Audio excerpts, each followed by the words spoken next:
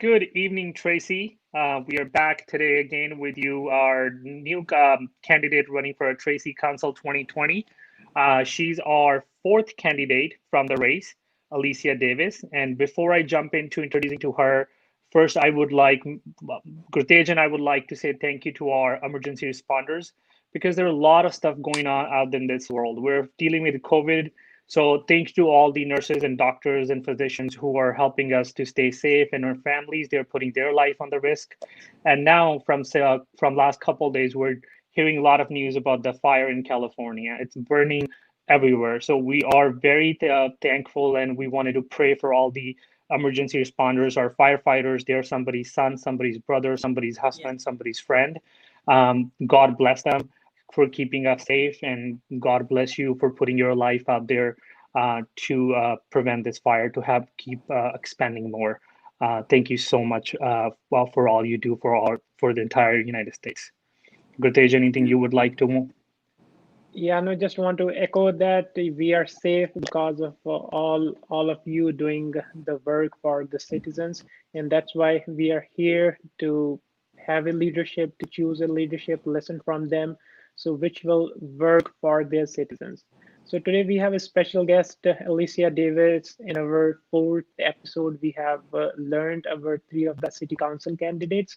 So today we'll have an opportunity to hear from Eleassia Davis. She is here part of the city for almost 15 years, owns a small business for almost 5 years, contributing to the city's economy and learning a lot from the city.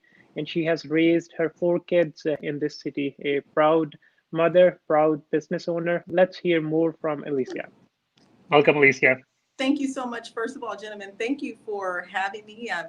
I'm very excited to be here and grateful that you extended an invitation. So thank both of you, first of all, for allowing me to be here today. It's our honor to have you on the show. Thank you. Um, a little bit about me. What do I do? A little bit. That Yeah, was a go great ahead. introduction. That's my whole life just about wrapped up. Well, my name is Eleassia Davis, and I've lived in this community since 2005, so nearly 20 years. And I've been an active member of the community. I'd say probably around 2010 or so in there, supporting many different causes. And I like to support causes primarily in the background. I like to be in the shadows. But I'm proud of my community and I like to help in any way that I can. And I'm sure you're going to ask me questions about those ways. So that's it. Been married 25 years, 4 kids, 3 adults, one almost out the door, and plenty of time to do more for my community, for our community, I should say. I think that explains the commitment that you have, and from all those years, you're raising your kids. It's not an easy job, No. and I think hats off on that. And it's really you should be a really proud mother. And I as and Gurtej, I'm not sure if I think there's some technical difficulties going on. Are you okay able to hear us? Yes, Okay. yes, yeah, Okay, everything great. good. Yeah. All right, thank you, Alicia, for giving a very brief and nice introduction. And let's jump into our first question straight All right. for our show. Straight talk with the Tracy City Council candidate running for 2020. The first question, if you get elected for this office, what would be your vision? What kind of changes, what kind of directions are you proposing, are you bringing so the voters can know about it and they can make the informed decision on November 3rd, 2020? So please go ahead. Okay. Well, first of all, our community as it is a beautiful community. It's one of the things that attracted me here is the small town feel. Neighbors that still bring you cookies when you move into the neighborhood, people that do meal trains for you when you're sick. So I love that part. My vision for the city of Tracy is to maintain a lot of that small town feel, even though we're growing. And primarily, I'd like to keep the community safe while we're growing. I'd like to focus on economic revitalization in addition to that. And overall, look into ways that we can bring our community together in a way that makes everybody feel welcome, respecting quality of life issues while also supporting people that need that additional support.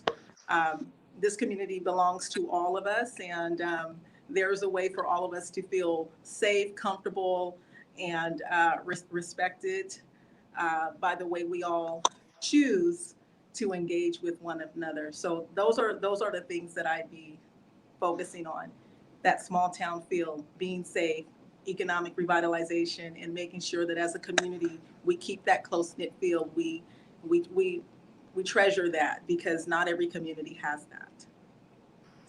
Thank you very much, Eleassia, for echoing that. Yes, absolutely. This is a wonderful city. It has a beautiful legacy.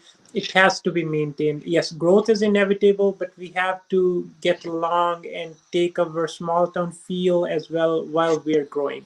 Yes, And sir. the one point that you mentioned is the safety.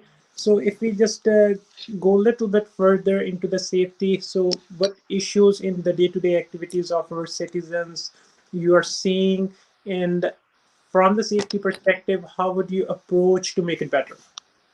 Well, I am a huge advocate and supporter of law enforcement. And I've been involved with Tracy Police Department as a chief citizen liaison for the last 4 years. Since 2016, I was asked by Chief Escobil to join this new body of citizens to help make sure that we were fostering positive relationships between the police department and citizens so that people felt comfortable approaching and talking with and engaging with police officers and understanding that that they're people too, and that when things happen in the community and we don't always see eye to eye, um, that come you can still expect for your law enforcement to be professionals, and you can feel safe around them and have a positive relationship with them. Um, I've also been one of the original organizers with National Night Out. That's a partnership with Tracy Police Department. It's a national program overall, but we have been celebrating National Night Out here, which is also about fostering positive relationships between community members and law enforcement, and in relation to safe neighborhoods, and making sure that neighbors know neighbors and neighbors recognize what's safe and what isn't safe, recognize what things that are unusual in a neighborhood look what that looks like. And so um, I just love our police department, and I respect them so much. And it's been an honor and a privilege to serve with them, to make sure that people understand the important and critical role that they have, and often challenging role that they have in doing their jobs, still trying to be approachable while not making themselves vulnerable, while protecting the community. Um, you know, that's everything to me. I moved here in particular from the Bay Area, which I love, but I needed a safe community for my children to grow up in. And growing up in the Bay Area, I saw a lot of things that, most young kids and adults even should not see. And I didn't want that for my kids. So for me, coming here, seeing a little bit of uptick in serious crimes, like we've had some murders, unfortunately, in this past year or so. And, you know, those are the commitments that I have to people. People are invested here in this community. They buy a home, or or maybe they're renting, but they have kids in school, and they want to make sure that their kids can walk comfortably and safely from home to school, or they can go to the neighborhood park without fearing for their safety, and or not coming into contact with something that's unhealthy or unsafe for them. So law enforcement, public safety, also to include fire. As a growing city, the one big responsibility that we have is to make sure that the community is safe. That's law enforcement, that's fire department, that's also critical infrastructure, because you can get quite a few wheel alignments if we don't take care of roads, and accidents can happen when we're not taking care of traffic signal timing, and there's all kinds of things with traffic accidents. To me, safety encompasses all of those things. And so that's my number one priority, is to keep the community safe. And I am in full support of fully funded police and fire departments, because I think that community members who come here feel like their tax dollars should afford them that, and that we deserve that. We need to make sure that stays at the top of the priority list. And absolutely, I agree. I think for any city safety, you do need a law enforcement to take care of those things, and it Yes. won't be possible without them. And on top of that, I just wanted to bring back to you really great 2 points that you bring. I think they're very interconnected. One, you are standing to give the small town feelings to the residents. That's what your goal is. And along with that, you actually brought a really great point, which I was not aware of. And thank you for letting me know about that. You are the person behind starting the National Night Out program, which is it's a nationwide, but somebody, so far what I know, somebody needs to initiate that in their neighborhood. And Yeah. the whole So purpose and the objective for you was to connect people so they know each other.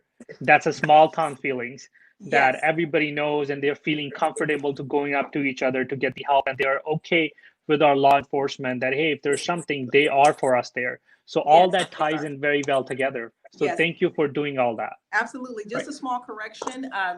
So the National Night Out, that's we've partnered with the police department. The original person that really started it and made it popularized is Paula Baca. We joke around and we call her the unofficial mayor of my neighborhood, which is Edgewood. She was the one that really started it, and as it got bigger and bigger, when I came on and a couple of other handful of people came on, we raised the awareness of the importance of that event.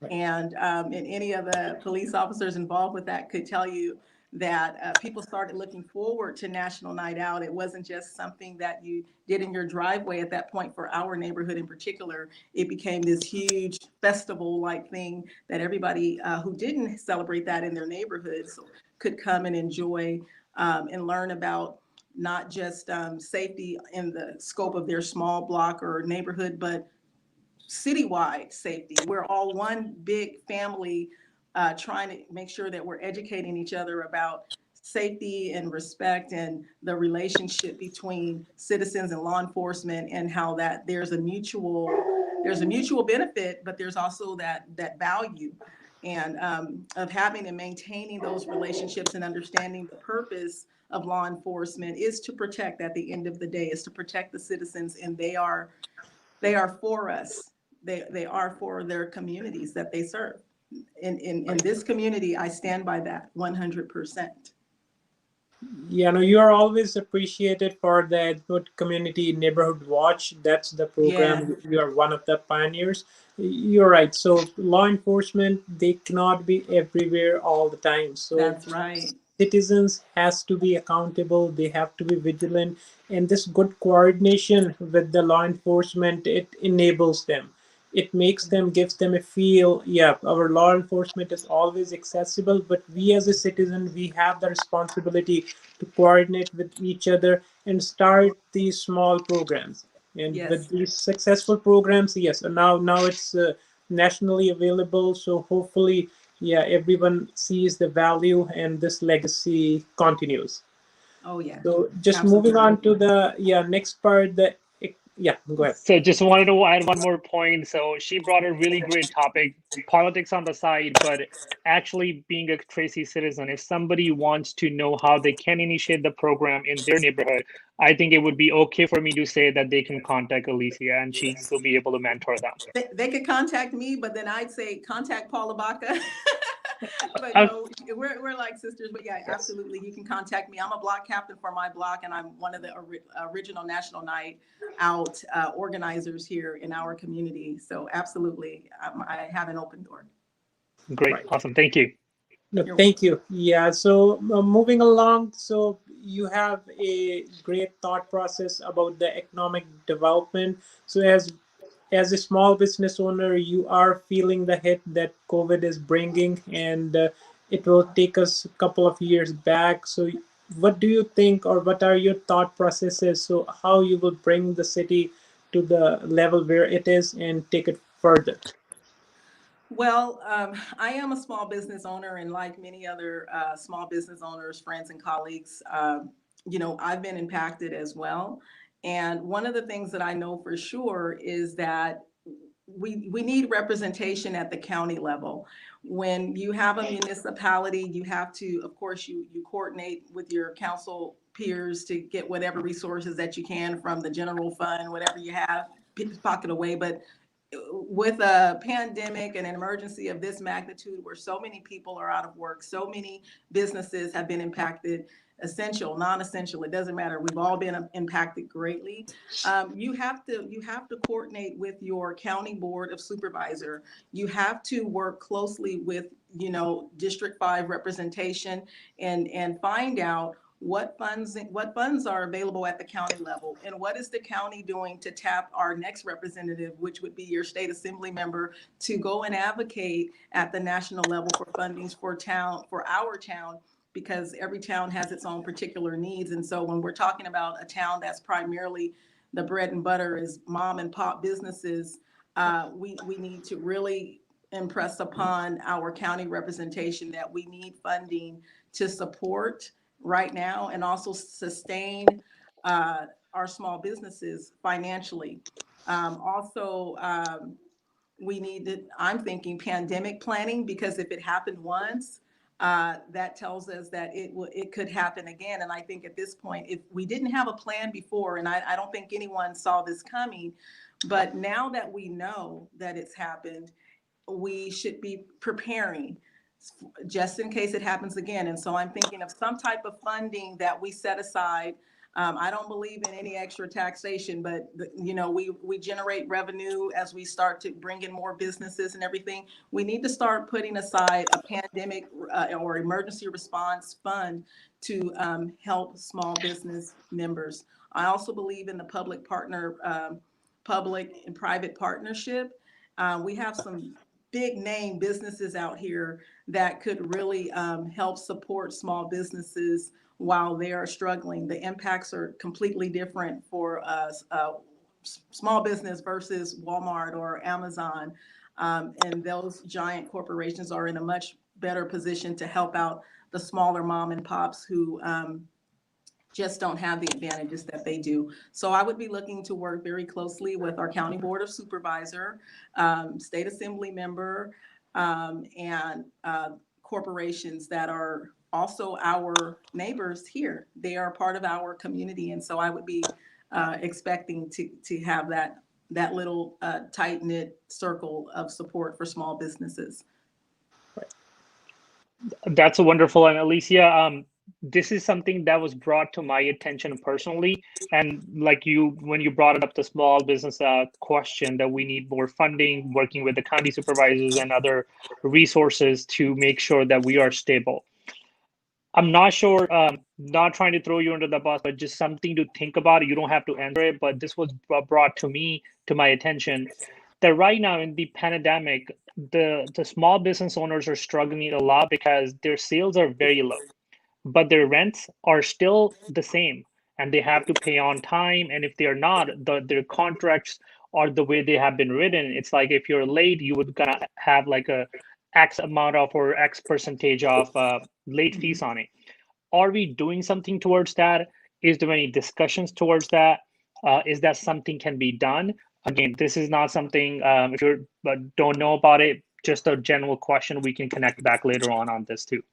Well, hopefully people understand that the business owner, the property owner understand that when you've been impacted, you can't give what you don't have. That's the first thing. So we need to lead with compassion.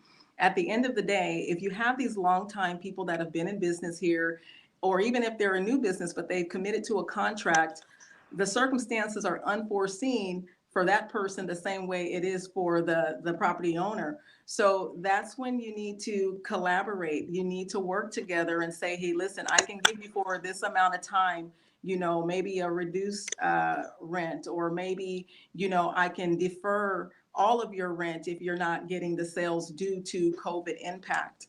The other thing is that you have to look and see what's available, what the rules are and the guidelines are at the state level. That's not something that I am, as a council member, that I'm not unable to do.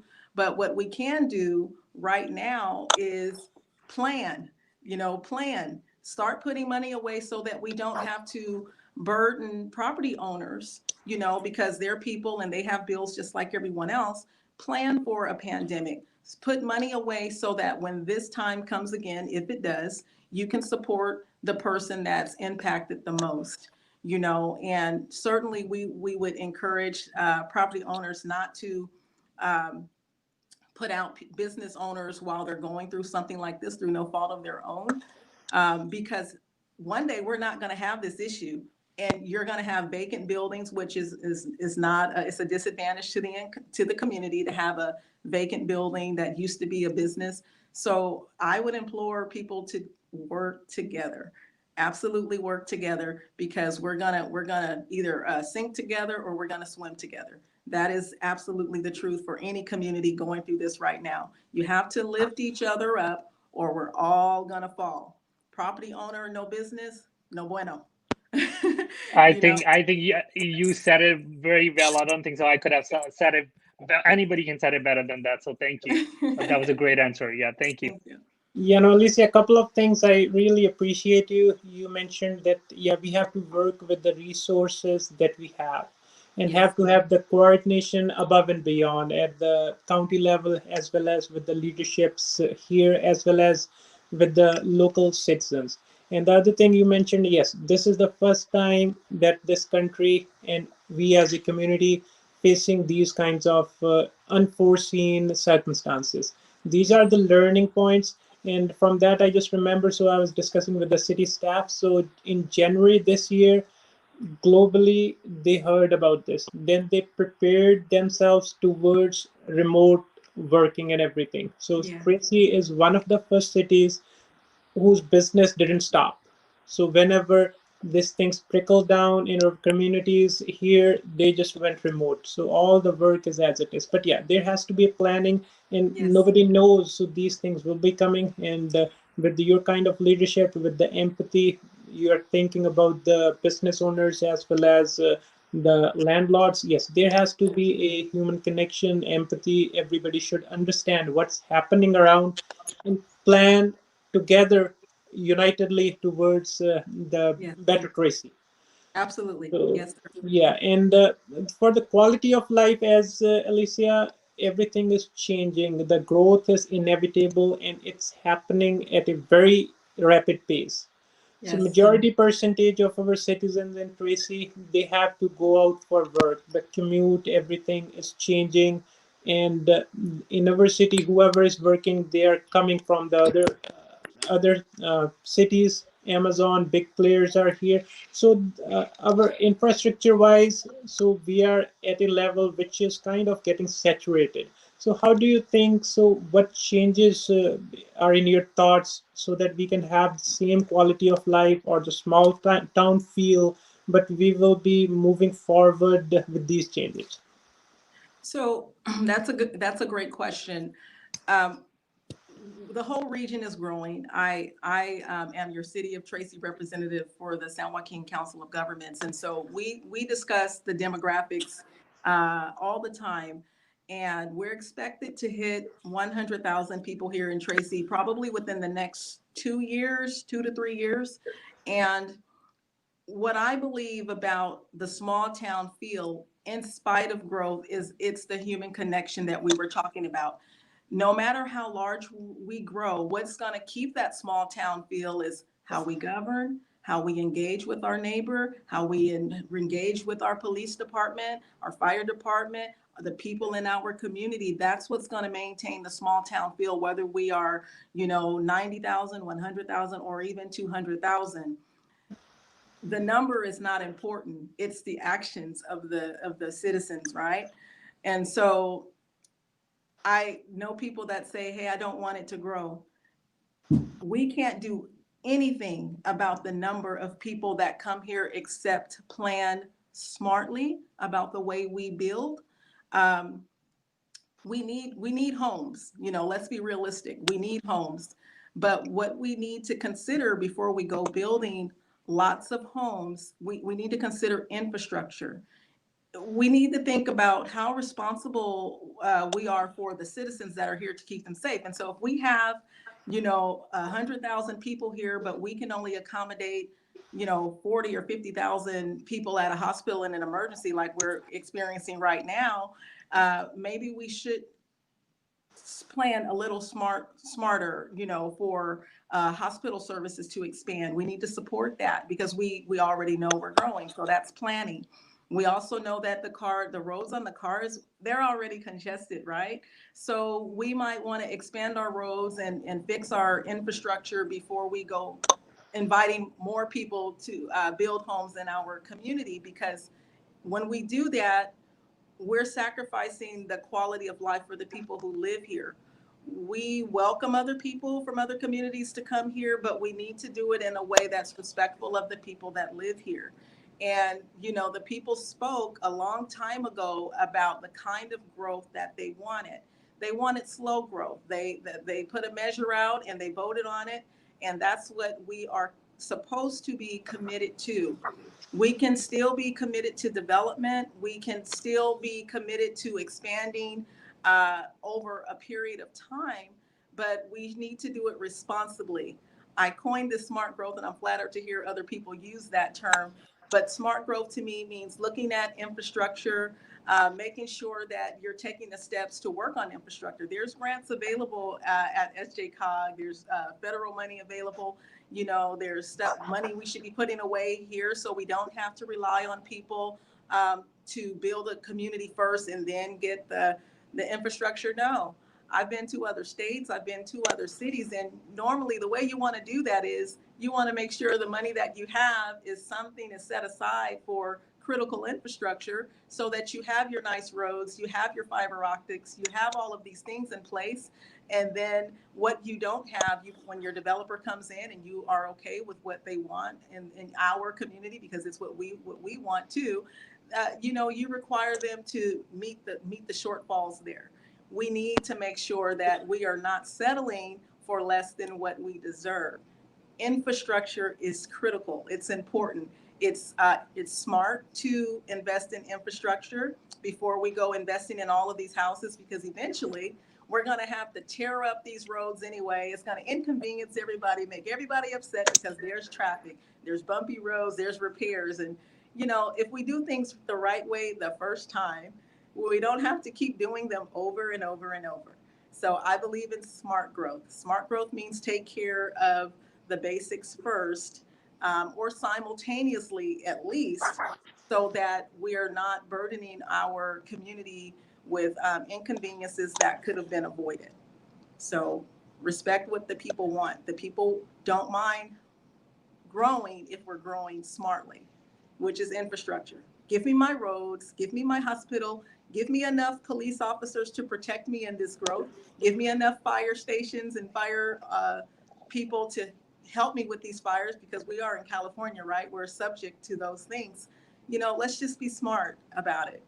And if we're short budget-wise, COVID impacts is understandable, then connect with those multi-billion-dollar companies that we have sitting here to make to make up for what we don't have. Connect with them. I'm sure that they're happy to be here. I'm sure they're happy to help. Let's just open the dialogue and have that conversation. We all love our community, so we sometimes have to give a little bit more to make the community the way we want it. It takes everybody working together.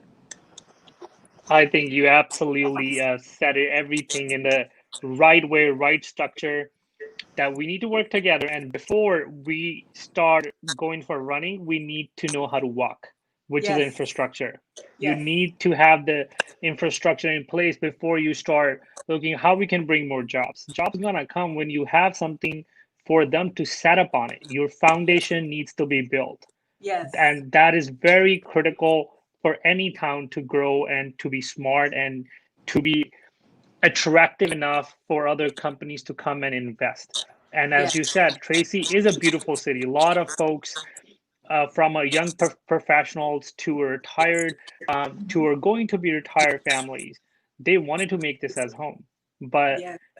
we have to offer them that this is not only a safe city, but we have all these infrastructure and we are working towards that direction.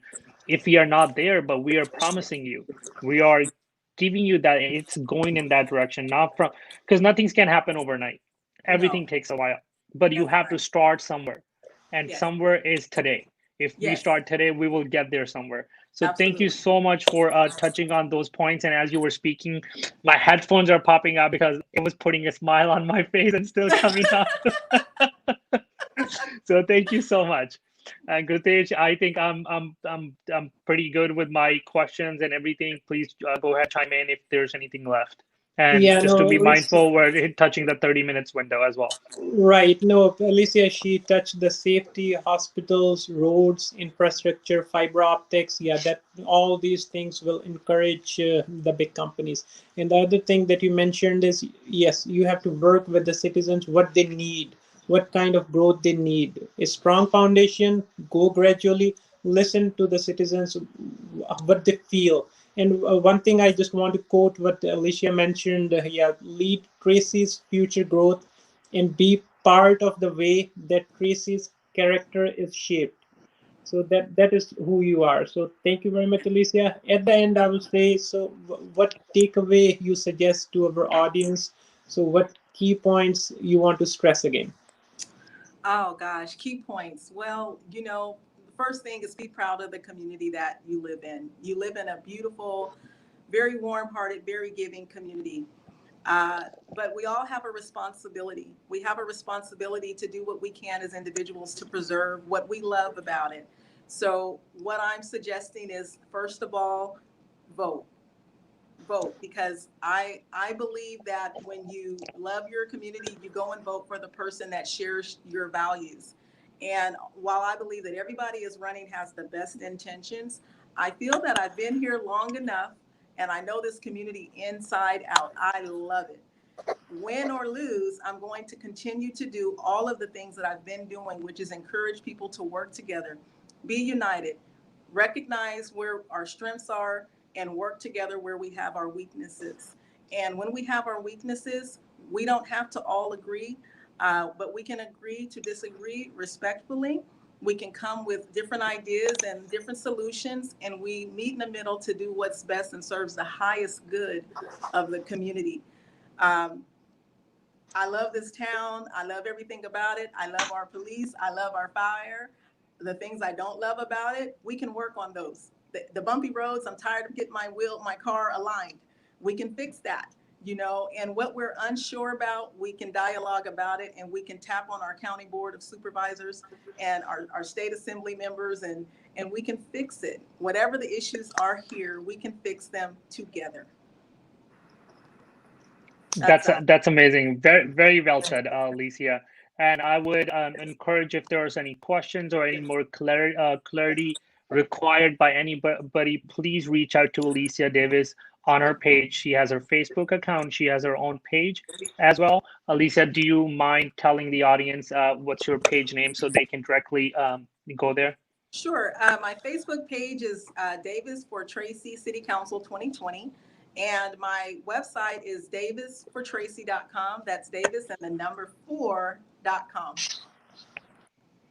All right, there you go. You have her contact information. You know how to get hold of her. I'm pretty sure she'll be very happy and she'll be available to answer any of the questions if there would be any for any of you guys. And thank you so much to all the audience that were listening to us, or in the future they will listen to this video. And again, just want to all three of us, we would like to say thank you to our fire department as they're working hard day and Yes. night to keep us safe. So thank you so much, and God bless all of them. Yes. Thank you. God Thank bless you. Thank everyone. you. Thank you. Bye bye.